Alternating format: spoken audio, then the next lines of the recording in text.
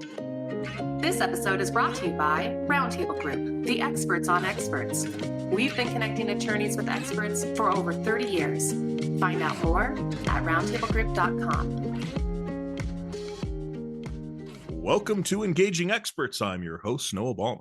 And today I'm excited to welcome Professor Stanley Dubinsky to the show. Now, Professor Dubinsky is the Co-Principal of ConflictAnalytiX, LLC, and a Professor of Linguistics at the University of South Carolina. Through analyzing meaning and structure of text, he helps guide attorneys through the complexities arising out of structure, grammar, and normative usages of language. Professor Dubinsky holds a PhD in linguistics from Cornell. Professor Dubinsky, thank you so much for joining me here today.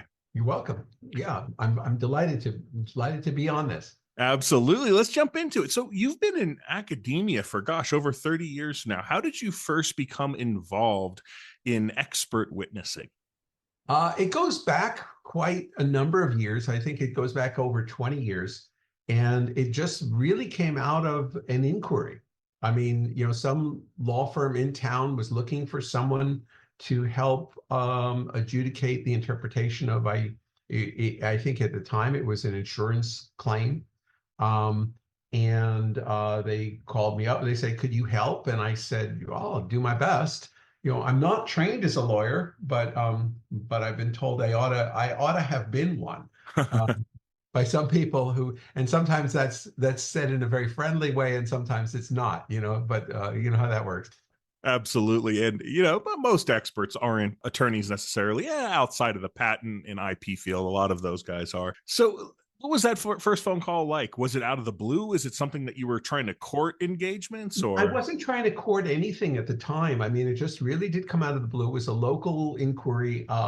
It's so many of these things come up where someone calls the university or calls the department and calls the chair of the department or somebody else and says, do you know anybody who can? And, and sometimes they'll call a person like me. Sure. And sometimes they'll just put something out on an email list and say, oh, we have an inquiry from so-and-so. And then sometimes it's a reporter, sometimes it's a law firm, sometimes it's someone who wants help with something. And I have I guess it's a problem that I very often respond to these things because I don't know where it's going to go and I'm just curious. So, curiosity kills the cat, and curiosity can also get business, I suppose. Absolutely. What sorts of questions did they ask to vet whether or not you were the right person for the engagement?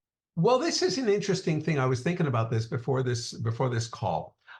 Very often, I've had situations, and I've only done maybe fewer than 10 of these, right? And they have been law firms. My most recent one was with a public defender's office that was reaching out. They very often just want to know, can you help? We have this problem. We have, let's say, there's an exclusion clause in an insurance policy, and there's an argument over the wording or phrasing. Do you think you can help? And sometimes they will send it to me, and they'll send me a text and say, do you think you could help with interpreting this, right? Sure. And more often than not, if someone gives me a problem, I can, and if it has to do with language, I mean, not to do with, I can't be your psychologist, or psychiatrist, but if it has to do with language, I can probably solve the problem. And so what I was going to say was the kinds of, and this goes back to the kind of questions one would get. And this was a lesson learned. They say, not to, like, don't give away the milk because then they won't want to buy the cow.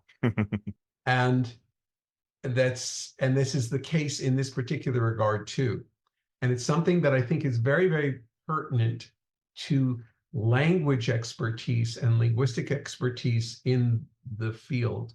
And this is that experts on chemical processes, experts on patent law, experts on, I would say, construction or other kinds of things are known to be experts and recognized as experts, and no one questions their expertise.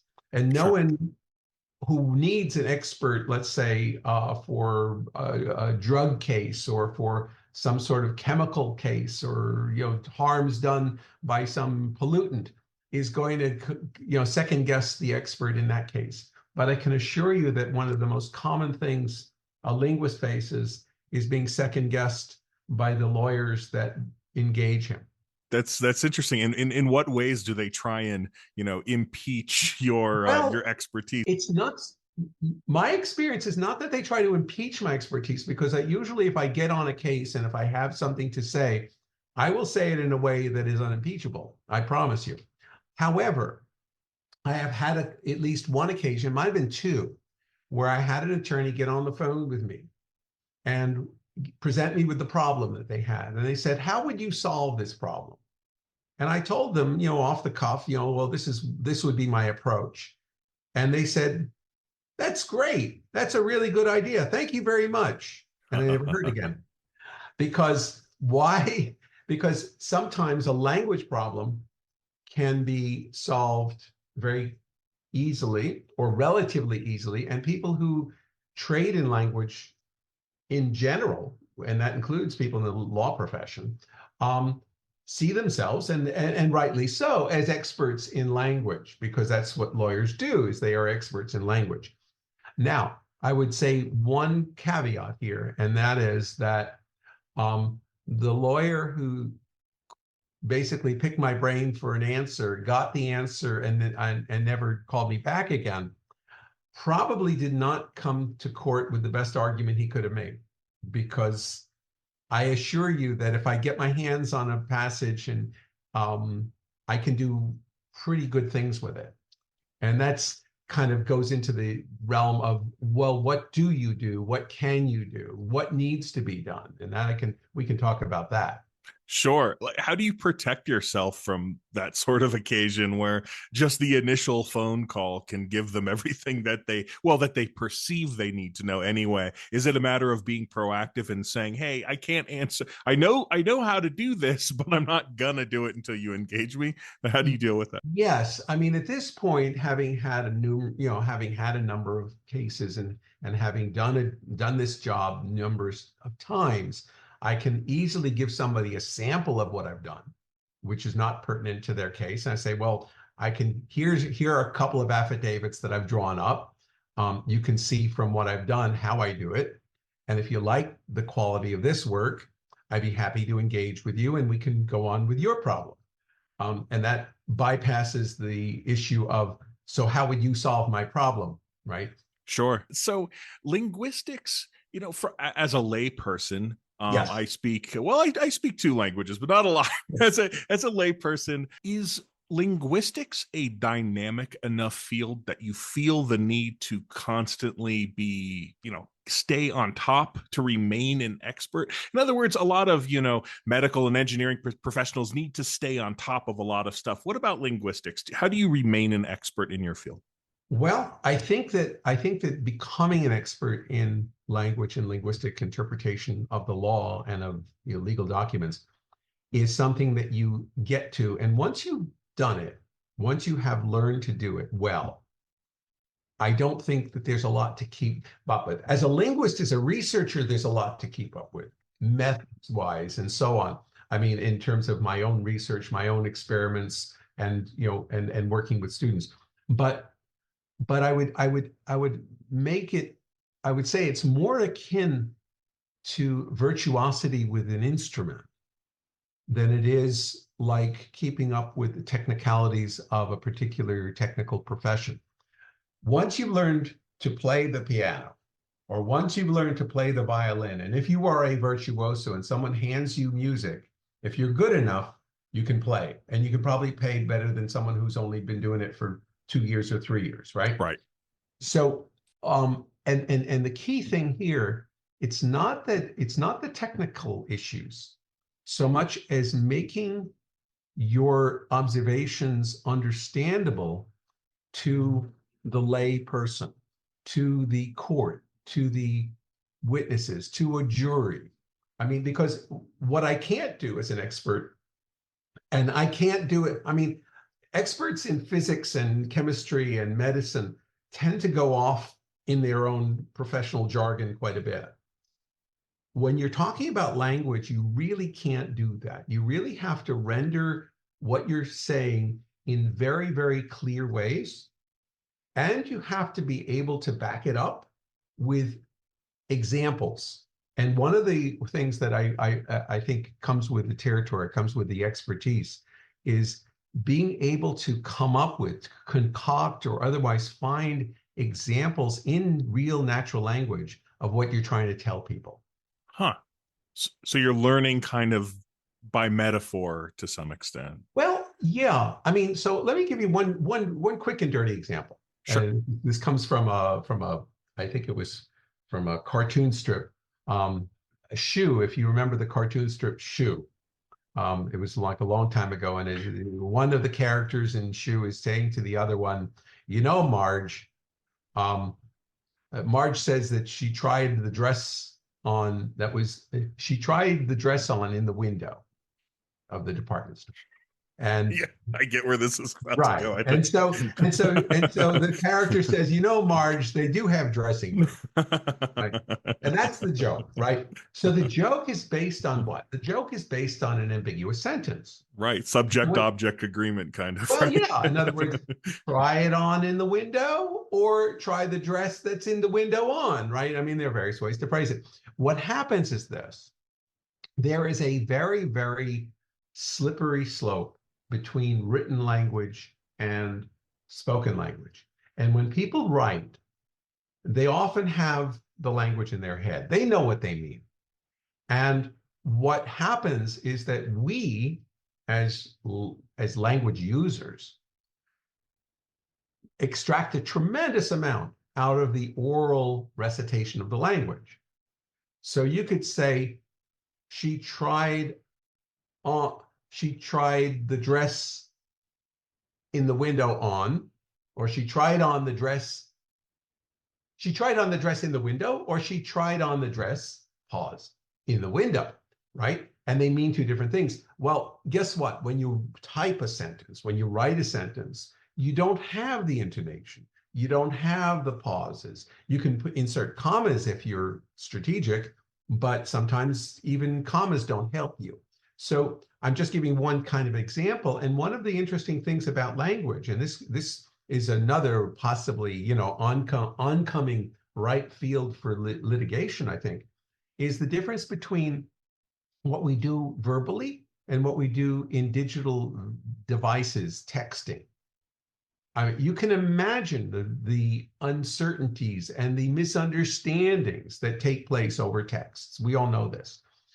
And the text world has not caught up with spoken, because when we text somebody, we think we're talking, but we're not really talking. We're typing. And when we type what we think we said, we tend to make all kinds of errors, and we tend to propagate misunderstandings that are very often wind up being memes. A lot of internet memes out of texts, So there's that, does that make sense? It makes a lot of sense. It reminds me, I read an article a couple of years back that made the case that the way that young people use emojis, they're using it like punctuation. Absolutely. I think to try and convey some of those long pauses and get a little bit more meaning across. Now, unfortunately, we can't use it in things like expert witness reports with a bunch of smiley faces. But one of the interesting things about legal language is that sometimes legal language gets so kind of convoluted in an attempt to be clear that it winds up being worse off after it's been done. Right. So you get this situation where someone sort of falls all over themselves trying to be clear. And as they are trying to be more and more clear, their verbiage becomes ever more complex and harder to unravel. And it's almost like, when you're weaving, I don't know, a scarf or something like that, if you have enough loops and turns and curls and everything and stitches in it, you're even more likely to have some knots in the fabric that you didn't want. And the knots are very hard to unravel sometimes. And that's the kind of the language that lawyers and people who write laws get into. I mean, the most recent case I had was a public defender's office who was trying to argue against people having to put up an inordinate sum of money to guarantee their bail. The law was clearly not intending that, but the way it was written by someone in some office who was trying to make things clearer was not cognizant of the fact that when they said this one or that one or he or she or whatever, you're using pronouns, you're using references to previous passages in the paragraph, and it gets very, very convoluted. And that's where I come in and I say, okay, well, let me unpack that for you, right? Expert witnesses do a lot of writing. They write expert witness reports, they write affidavits, and they write in their own day-to-day work. In academia, I'm sure that you've published before. How can expert witnesses who are not linguists make sure that they are being simultaneously precise but also understandable in the sense that people are picking up what they're saying the way that they actually meant it? Right. Well, that's a really good question, and it's an important question. It's something that I work with my own students in writing, and it's something that I've kind of worked my whole life in my own writing to do. And that's this: you have something very complicated to say. However, you have to be able to hear what you're saying as you write. You have to be able to step outside your own writing and be your own audience. It's that having that internal editor in your head. And I would say this, for the novice, and I was once a novice. I mean, I'm old now, but I used to be a novice. And the interesting thing is that for the novice, there's nothing better than getting yourself an audience if you haven't cultivated your own internal audience. So going back in time, and this is not as a linguistic expert, but as a linguist writing as a linguist. Sure. I was writing my dissertation, and this goes back decades. And my girlfriend at the time was my audience. And I would show her a page or a passage or something that I had written, and she'd read it, and she'd look up at me and say, "I don't get it. What are you trying to say here?" And then I would start to explain to her what the passage meant and what the page meant, what I was trying to get across. And she'd look at me deadpan and she'd say, "Well, write that." And so in this process of doing that, you learn to be clear, because you learn that you've got to do certain things to make it clear to your audience what you're talking about. I'm always, and there's some critical things. Never introduce a term without telling people what it means. Don't assume people know what. Now, you can always use a term if you've made it clear. You don't want to overpopulate what you're writing with terminology, but you can certainly use a term if it's needed. And you have to decide, is it needed? Is plain language better? And sometimes plain language can be better. And sometimes plain language is in itself confounding and imprecise. And you have to say, no, I have to go with a term, and I have to go with some terminology here. But when you introduce the terminology, you always explain what you mean. It's like acronyms. I mean, if you go into the military or anywhere near the military, people love acronyms. And I tell my students all the time, do not ever, even if everyone knows it, don't ever use an acronym without first spelling it out.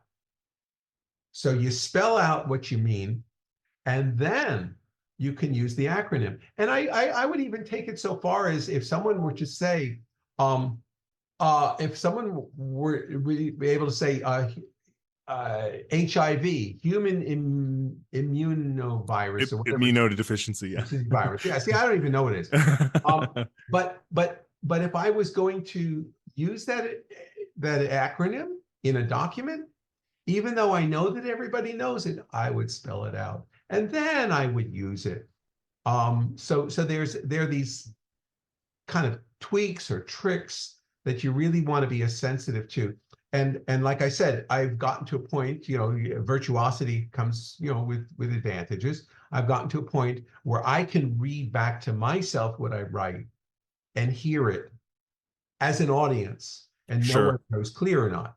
But for years and years and years, I would always show someone what I've read, what I've written, or even better yet, I would read aloud what I've written. The best trick for good writing is to read it aloud. I catch so many of my own errors and missteps, even when I read what I've written aloud to myself. I'll never, ever send something off without, even sometimes email messages. I will read them out because you catch yourself. It's interesting. While you were saying that, before you had said to read it aloud, my mind was saying, I wonder if it would be useful to read it aloud, record it, and have it play back to you so you could hear what Absolutely. it sounds like. That's absolutely wonderful. I mean, you either reading aloud to someone, reading aloud to yourself, or reading it and recording it and playing it back and hearing what it sounds like. But the key thing here is that that clarity, whether it's in testimony in a courtroom, or whether it's or whether it's in an affidavit, Sure. needs to be heard, needs to be read aloud. I mean, one of the interesting things also, and I take this because I teach my students this all the time. Sometimes you're given a certain amount of time to speak. And one of the difficult things that often people have is they go over time. I mean, you see this in Congress all the time. I'm reclaiming my time. I'm reclaiming my time. Or, the Congresswoman is out of time. This kind of thing. It's constant. And one of the things and this is a go-to, and it's something that it's a guide which I think is useful for anybody who's writing or going to be speaking. How fast do you speak? About 120 words a minute. We speak at a normal, unless you're an auctioneer, you're going to be speaking about 2 words a second. And 2 words a second is about 120 to 125 words a minute. Now, if you have to plan to speak for 5 minutes, write 750 words. Don't write more. You won't be able to say them. If you want to know how many words that is, get yourself Times Roman 12-point type, put yourself 1-inch margins around the page, and you will find that 250 words or 2 minutes of text will go on a page. So this is just a guideline. I tell my students this all the time because they have to present in class, and I say, I'm going to give you a 10-minute presentation. And if you go over 10 minutes, I'm going to cut you off. So write 1,200 words. Don't write more, and you'll get through your talk in time. And this is and just as a cheat that I've used for years, on average, 10 lines of Times Roman 12-point type with 1-inch margins is a minute. 6 seconds a line. It's a good hack. It's a hack. It's a hack that works. Sure. I mean, I would very often, when I was preparing for talks, public talks, where I had 20 minutes, I would not practice my talk because it would just take too long to say the talk over and over and over again. I would just read them and count lines. Sure. Absolutely. If it works, it works. If it works, it works. I promise it works. I promise it works. So if I may extend the musician metaphor a little bit further, sure. In a case of sight reading, in other words, say you're in a deposition, you haven't had time to prepare exactly what you said, how can you still use some of these techniques to answer questions in real time in a way that is, again, specific and precise, but also understandable in the way that you intend? Yeah. Well, okay. Just caveat here, I haven't actually sat in front of a court and been deposed. Sure, but you've been peppered with questions from your students. I've been, I do. I answer questions from students all the time. And I think I mean, if there's a hack there of any kind, the hack is to listen carefully. To listen carefully to the question and to make sure that you've heard the question completely and clearly before you try to jump into an answer. And sometimes what that means is could you say that again? Or could you repeat the question? Or could you repeat, I didn't catch this word or that word in your question. I mean, asking someone to repeat their question is never perceived to be offensive. At least I've never, found that to be the case. And if anything, asking someone to repeat their question so that you can, number one, make sure you heard it correctly, and number two, perhaps give yourself another few seconds to figure out what you want to say, because that's also part of it, right? That's never badly received. Sure. Because if you ask someone to repeat their question so that you can clarify exactly what they mean, what it tells them is you're listening carefully. And you're listening to them. You're not jumping on their question with whatever pre-positioned answer you might have had, right? So it's both respectful and it's useful at the same time, and you can't beat that, right? When you talk about respectfulness and kind of etiquette generally, yeah, what are the sorts of things that make a person seem simultaneously relatable but an expert in not only a courtroom setting, but even vis-a-vis your attorney, your trial team? Sure. And kind of a part B to that question is, how does that change, or does it change in a telepresence or a Zoom sort of situation? Well, I mean, first of all, there is a sweet spot. There is a sweet spot where you don't want to talk to your audience, to your questioner, to your court, to the attorney you're dealing with. You don't want to talk to them and sound as though you think they're stupid. Okay. At the same time, you also don't want to sound stupid yourself. You don't want to sound like a simpleton. And I think again, you're looking for these sweet spots. And I think that I've always told people, in terms of, and this has to do with job talks and stuff, like when students of mine go out and they have to go to audition for a department for a professorship or something, they're trying to get hired. You go into a job talk and you want to impress the audience. But if you confuse the audience and lose the audience, and the audience is left scratching their heads without knowing what they've heard, you've lost the audience. At the same time, if you make the audience feel like you think they're idiots, you've also lost the audience. So one of the things to do is to make sure that you are clear. Again, some of these hacks are like, don't overburden your audience with terminology. Sure. It's hard to follow. At the same time, if there's terminology that is useful and meaningful and which you know how to use because you're the expert, do use it, right? Absolutely. I'm talking about parts of speech. I'm talking about verbs and adjectives and prepositions. I've certainly, they're not just words, and so there's ways to talk about stuff that betray that you kind of know what you're talking about. And if you really do know what you're talking about, it's not hard to sound like an expert. What is hard to do more often is to keep from being impenetrable, inscrutable, right?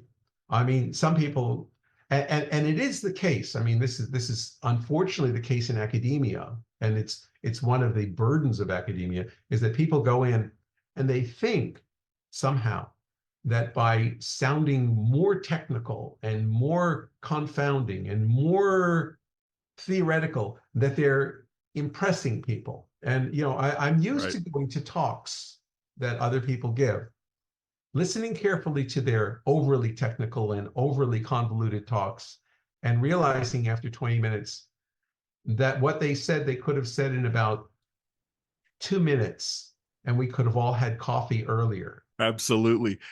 To that end, does levity play a role in relatability? Oh, in a professional situation?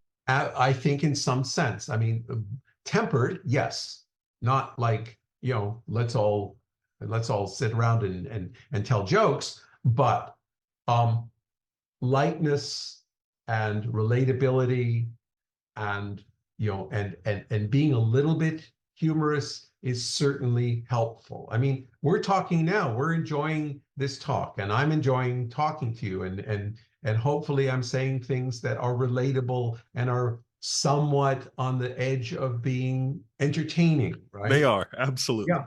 And so if you can do that without, turning yourself, without beclowning yourself, which is what, if it's gone too far, I mean, that's absolutely useful, because that's part of being relatable. People want to know that you're human. People want to know that you're not, just curt and rude, and people don't want to feel, when they're being talked to, that you think you know more than everyone else in the room. That's not the person at the party who you go back around to talk to after you've gotten another glass of wine. I mean, that person. You encountered them in the reception, and they started talking to you, and that they're just talking to you to prove to themselves that everyone else in the room is stupid, and you never come back to them. You get your second glass of wine or your second beer, and you go find someone else to talk to. Absolutely. Yeah. Let's move to a couple more general topics. Sure. Expert witnessing generally. Why is it important? What does it mean to you? As a linguist, why is it important to have someone there to interpret some of these things? Right. Okay, I'm going to give you a two-faced answer to that. One, why is it important to me? Which is like, why do I even want to do this, or why do I like doing this? Part of my desire or my urge to do this, I mean, separately from any fees, because I don't do it enough that I could earn a living at it, right? Sure. I mean, I do actually charge for my expertise, because I think I got some expertise, and if I'm going to spend my time on something, I'd like to be compensated. But more important than that is the challenge of it. Is the challenge of, can I take what I know, which is at its foundation pretty technical, pretty theoretical, and can I find ways of taking what I know when I look at a text, or when I hear testimony, or whatever it is, do I have ways of rendering what I know about language legible, understandable to someone who, let's say, has never taken a linguistics course, because most haven't. So this is a challenge for me. Now, the other side of the coin is, why is what I'm doing important to the whole process?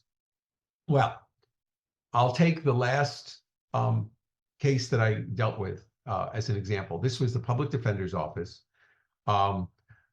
They found me out, I guess, through my department. Maybe somebody, said, "Oh, call Dubinsky," because they figured out that I do this stuff. And I talked to the public defender. Was a new guy in town. He said, "Look, we're having a problem. They've crafted a new law, and they're interpreting the law in this particular way, and we think the interpretation is wrong. And we have people who are getting caught in this bind, because they really shouldn't have to be paying inordinate sums to like sort of deposit on their bail, or there's some sort of arrangement that they make with the bailiff and stuff like that." So what was happening was that it was hurting people who should not be sitting in jail based on their interpretation of the law, but the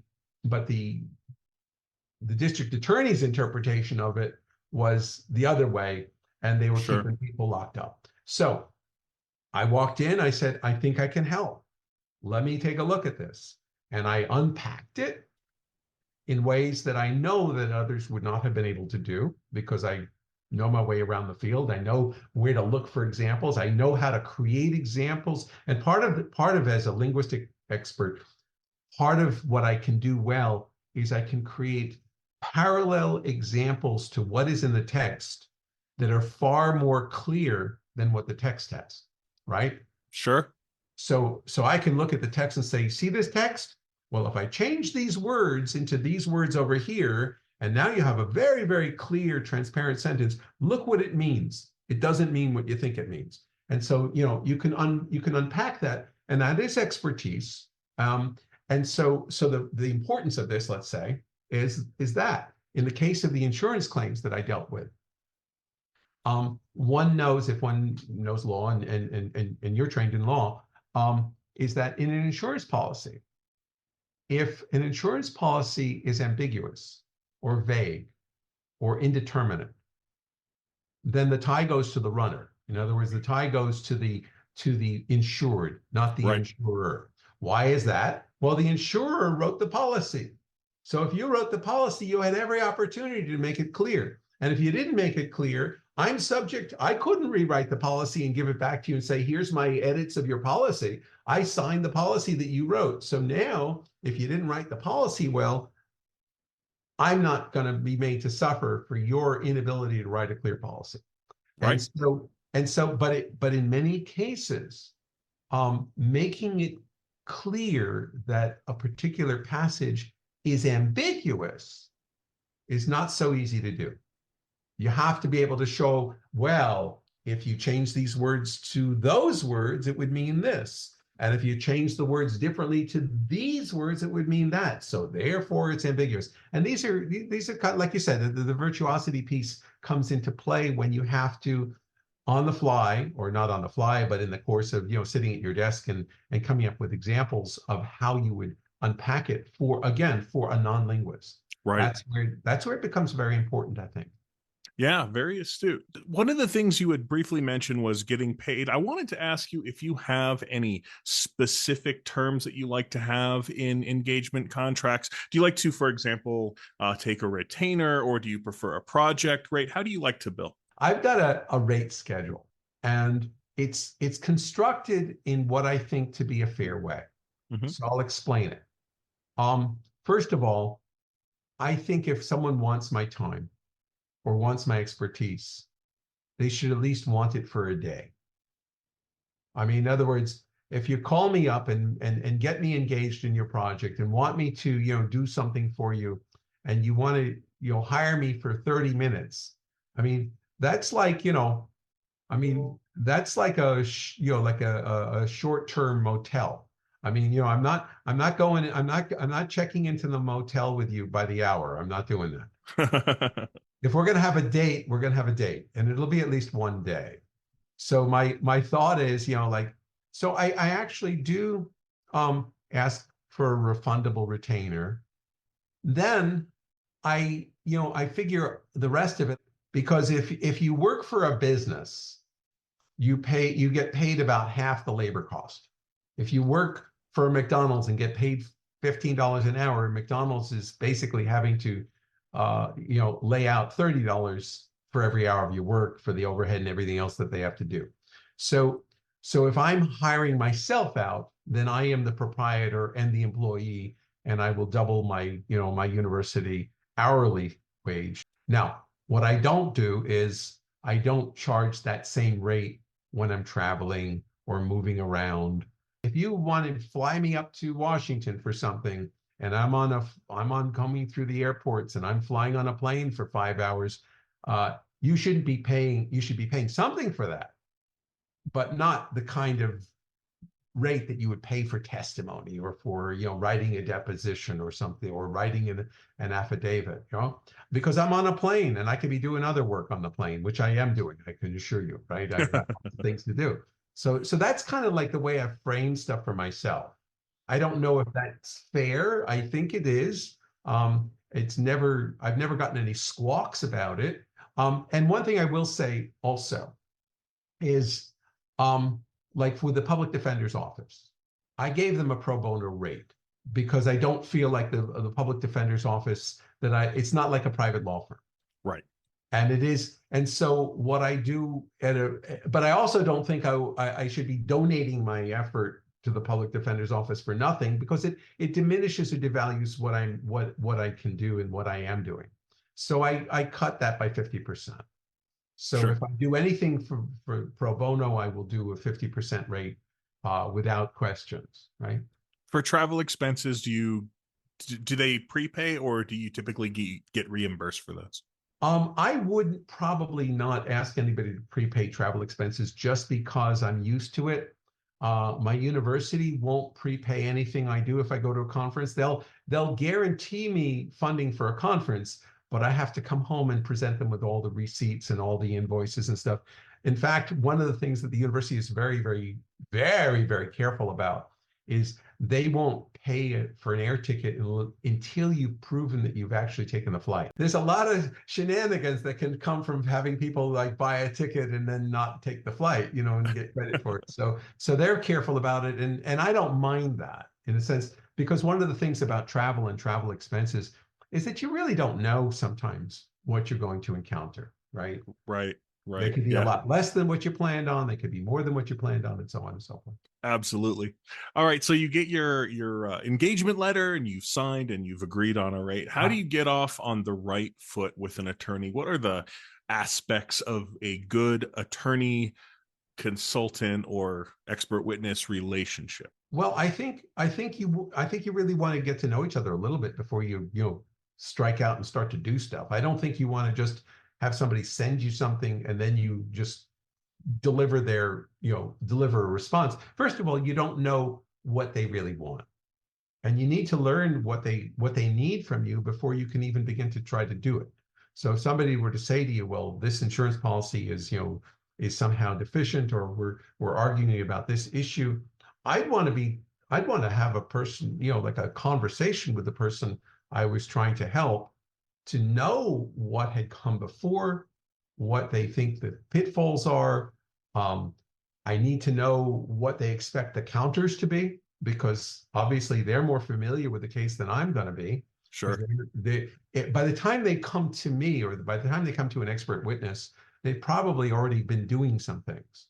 And they've gotten to the point where, oh, we think we got to get an expert witness in here to help us. So it's not, I don't think in any case I've ever come into, it's never been in a vacuum. It's never been the case that, oh, we're going to go to court and the first thing we're going to do is let's get our expert witnesses in line. I don't think that happens ordinarily. I mean, maybe in some cases where there's, some chemical process or drug case or something like that, you can kind of need to line up your expertise. But I think at least in the case of the kind of expertise that I bring to a court case, I think they have found themselves kind of in a little bit of a corner, in a little bit of a jam. And they're searching around and saying, maybe if we got a linguistics expert witness, we could make our case stronger, right? Sure. And while you have not been to testimony, do you feel that you have had sufficient time to put together the affidavit or the demonstrative or whatever it is that the attorney needs? Do they typically come to you with sufficient information, sufficient time? Are you able to do your job in the schedule that they set out? Pretty much. I mean, in any case where there's a document involved, I would say this. It takes a little bit of time for you to kind of get the background. It takes a little bit of time to read the document and to kind of focus your mind on what it is that is the issue.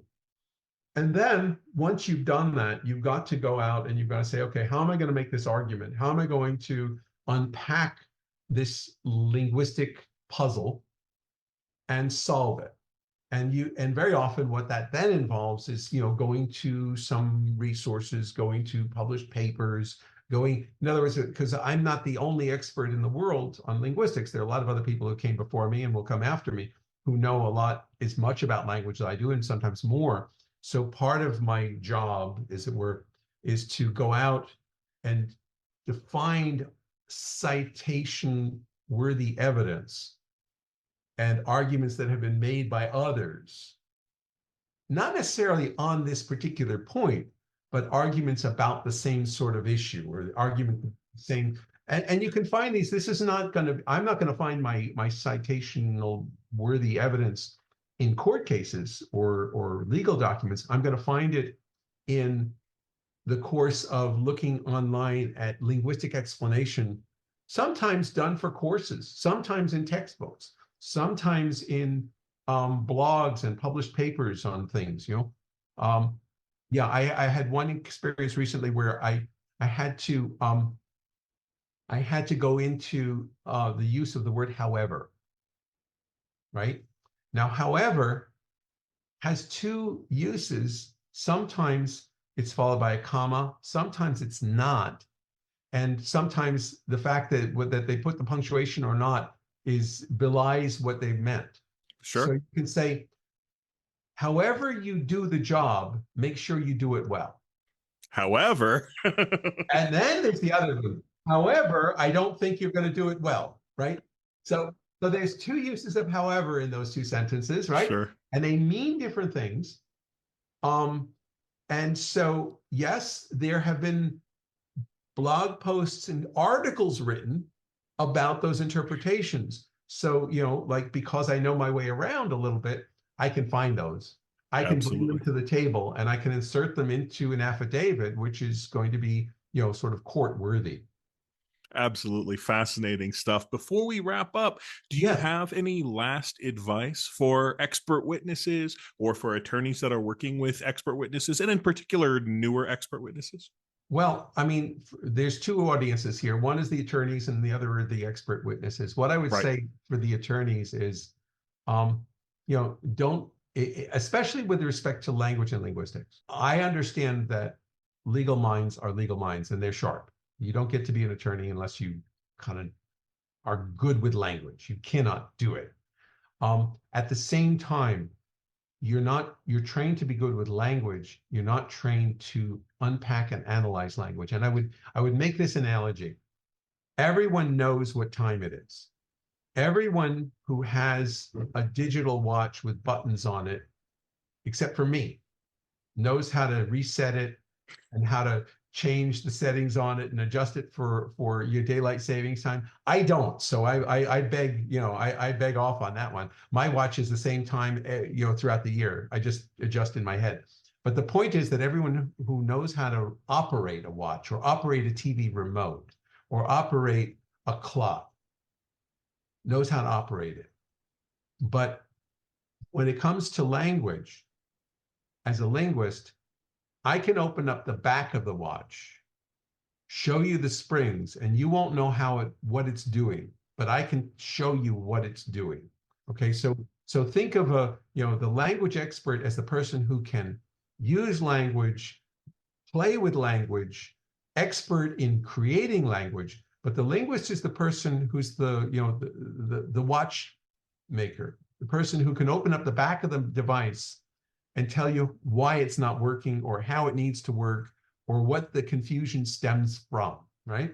So and I would ask, lawyers who might be listening to this to not think less of yourself that you have a language problem, but to acknowledge that sometimes you walk into a language conundrum which needs to be analyzed properly.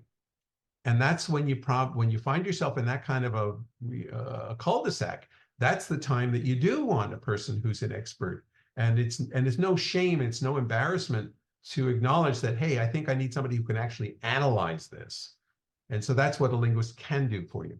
As far as expert witnesses in general, take me back to the second piece of your question that you asked. Well, I think, I would think, number one, I think you need to rely on your knowledge.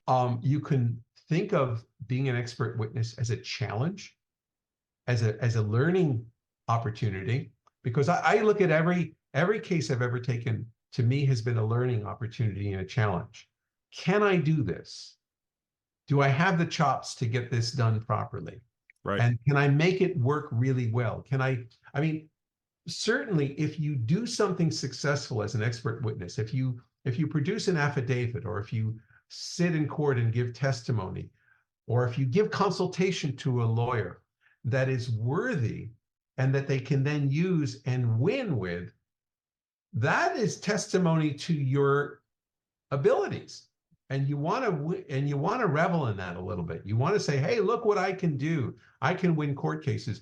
There's a big difference between having the expertise and the chops to help somebody win a court case and having the expertise to convince your students that you're right.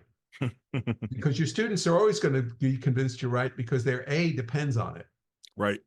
The court does not care about getting a grade from you. And so you have to be better than that, right? Absolutely sage advice.